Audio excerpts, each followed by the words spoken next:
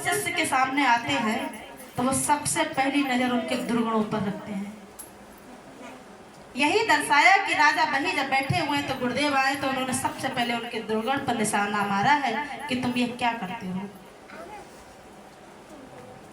हे राजा से कहा कि नारद जी ने आकाश मार्ग में दिखाया कि तुमने इतने लोगों की हत्या की है, ये सब तुमसे बदला लेंगे। नारद जी से राजा वही कहने लगा तो बताइए प्राचीन भाई कि मैं कैसे करके इस पाप से मुक्त हो सकता हूँ। राजन के लिए श्री नारद जी एक दृष्टांत के माध्यम से सुनाते हैं। वो दृष्टांत उन्हीं के लिए नहीं है, हम आपके लिए भी है। इस दृष्टांत को ध्यान से सुनना। राजा परीक्षित, मैं तुम्हें भी सुना रहा हूँ जो नारद ऋषि ने प्राचीन वही को सुनाई थी, और वही कथा हम आपको गुरुदेव यहाँ बैठकर सुना रहे हैं। तो हम आप सभी लोग सुने। कहते हैं कि हे सुनो राजन, पुरंजन नामक एक राजा था। उसका एक सखा था जिसका नाम था अविज्ञात।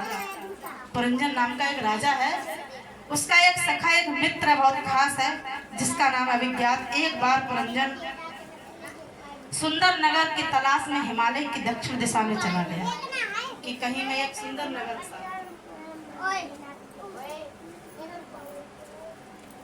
जब उसने एक सुंदर महल देखा तो उस महल के में प्रवेश किया, और जब महल में प्रवेश किया तो प्रवेश होते ही पुरंजन को उस महल के दरवाजे के अंदर एक सुंदर स्त्री दिखाई दी।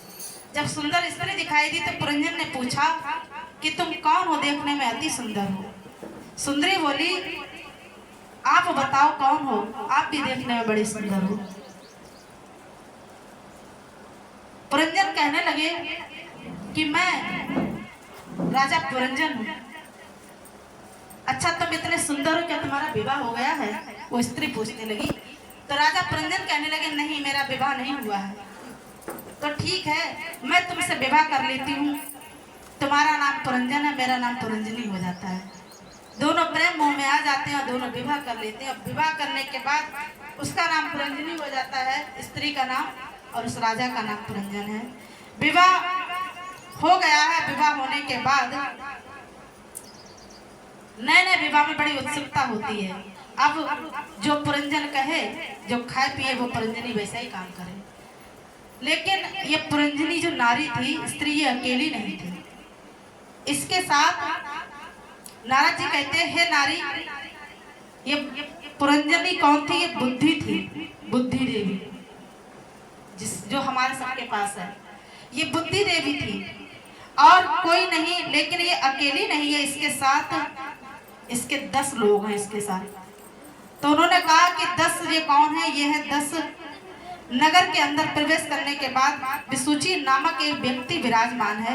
इस नगर की सुरक्षा हेतु 5 फन वाला सांपे भी बैठा हुआ है। नारद जी कहते हैं कि इसी नगर में एक जरा नाम की कन्या है। जरा नाम की कन्या बड़ी कुरूप है, उससे कोई विवाह करना नहीं चाहता है। वो जरा नाम की स्त्री कन्या जाती है राजा चंडवेग के पास और कहती है कि मैं विवाह करना चाहती हूँ। तो उस राजा ने उस कुरूप स्त्री के लिए, उस जरा स्त्री के लिए अपने सैनिक भेजे, कहा कि जाओ इन सैनिकों को लेकर के जाओ, जो तुमको प्रिय लगे उसके साथ तुम विवाह कर लेना। अब वो जरा नाम की स्त्री जब उन सैनिकों को लेकर के जाती है तो उसको आगे चल करके वही पुरंजन मिल जाता है, और जा करके उन सैनिकों के साथ पुरंजन पर आक्रमण कर देती है। जब पुरंजन पर आक्रमण करती है तो पुरंजन वहां मारे जाते हैं। जब पुरंजन वहां मारे जाते हैं, और जब मारे जाते पुरंजन, तो उनको अपनी वही पुरंजनी स्त्री की याद आ जाती है कि मेरे मरने के बाद मेरी उस स्त्री का क्या होगा। जब उनकी याद ऐसी आती है तो संत महापुरुष कहते हैं कि अंतगति सोगति। पुरंजन का अपनी स्त्री की ओर ध्यान गया है तो अगला जन्म उनका पुरंजनी का मिला। पुरंजनी का ध्यान में गए थे तो उनका अगला जन्म स्त्री रूप का मिला है राजा पुरंजन के लिए। जब स्त्री रूप का मिला तो अगले जन्म में भी उनका विवाह होता है राजा के साथ। किसी युद्ध में राजा मर जाते हैं, तो राजा जब मर जाते हैं तो राजा के मर जाने के बाद वो सती होने के लिए गंगा जी के घाट पर जाती है चिता में बैठने के लिए। इधर जो अविज्ञात नाम का मित्र था पुरंजन का, वो कहता है कि मेरे मित्र को गए हुए नगर की तलाश में बहुत दिन हो गए, मुझे अपने मित्र को ढूंढना चाहिए। पुरंजन का मित्र अविज्ञात वो जाते जाते वहीं पहुंच जाते हैं जहाँ पर वो स्त्री सती हो रही है। जब स्त्री वो सती हो रही है तो जा करके उसका हाथ पकड़ा, चिता पर से उठा लिया है। अब वो कहने लगे कि यार तू ये क्या करती है, तू मेरा मित्र है, मेरा पुरंजन है तू। तो वो स्त्री कहती है तुम्हें शर्म नहीं आती, एक पतिव्रता स्त्री के लिए तुम आकर के हाथ पकड़ के उठाते हो, छूते हो, तुमको तनिक भी शर्म नहीं है। तो वो अभिज्ञात जो नाम के राजा हैं, मित्र हैं, वो उस पुरंजनी जो स्त्री बने हुए थे उनको याद दिलाते हैं। वो कहते हैं कि तुम मेरे मित्र हो जो पुरंजन हो और तुम ऐसे ऐसे गए थे। तो वो समझाते क्या बताते, वो पुरंजनी नामक जो पुरंजन है वो जीव है, जो हम आप सभी लोग हैं। और जो पुरंजनी नारी है वो बुद्धि है हमारी, ये हमको चक्कर में डाल देती है। इसके बुद्धि के मन मुताबिक इशारों पे चलते चलते हम फंस जाते हैं, मर जाते हैं। नर्तकी है, नाच सिखाती है हमको, जिससे पुरंजन फंस गए थे। और जो 9 दरवाजे का महल है ये हमारा शरीर है। इसके 10 सैनिक हैं, 5 कर्म इंद्रियां हैं और 5 ज्ञान इंद्रियां हैं।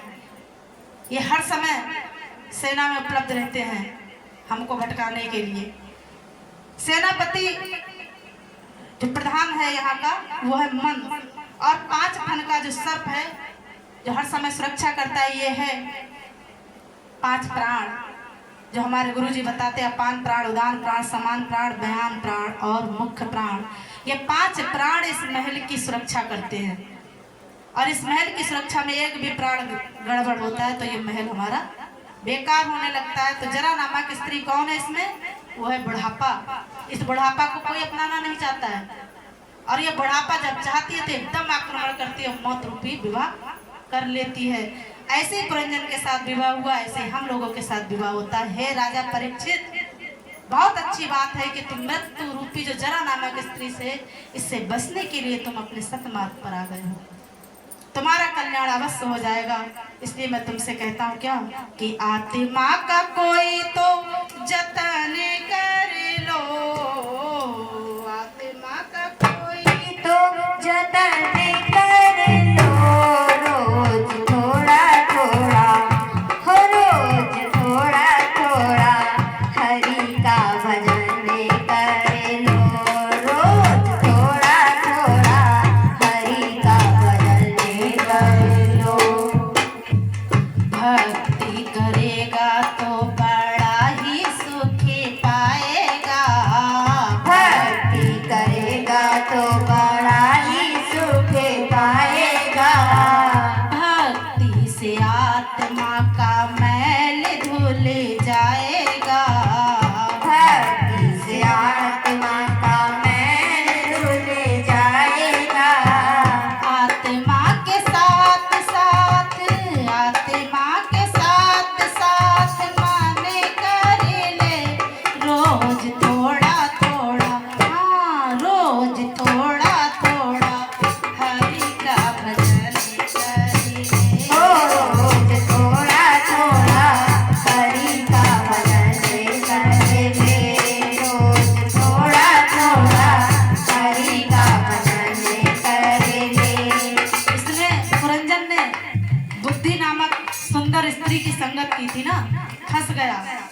और संत महापुरुष क्या कहते हैं, संगत करे अच्छे लोगों की, संगत करे अच्छे लोगों की, दवा मिल जाए तुझे सबे रोगों की, दवा मिल जाए तुझे सबे रोगों की, जिंदगी को अपनी चमन कर ले, जिंदगी को अपनी चमन कर ले, रोज थोड़ा थोड़ा, हाँ रोज थोड़ा थोड़ा हरि का भजन कर ले, रोज थोड़ा थोड़ा हरि का भजन कर ले, रोज थोड़ा थोड़ा हरि का भजन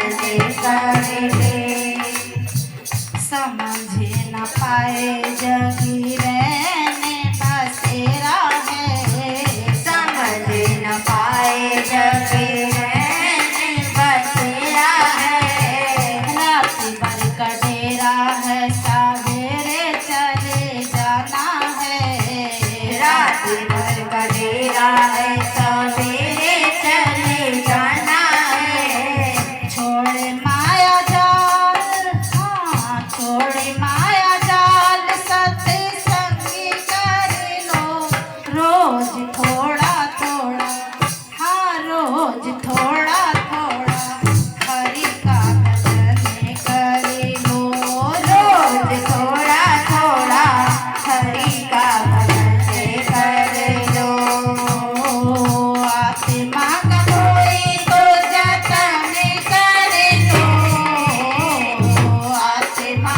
का कोई तो जतन कर लो रोज थोड़ा थोड़ा रोज थोड़ा थोड़ा हरि का भजन कर लो रोज थोड़ा थोड़ा हरि का भजन कर लो।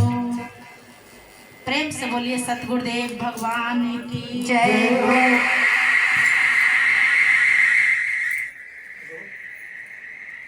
राजा परीक्षित जी के लिए श्री सुखदेव जी महाराज समझा रहे हैं कि तुम जरा नामक स्त्री के काबू में नहीं आ पाए हो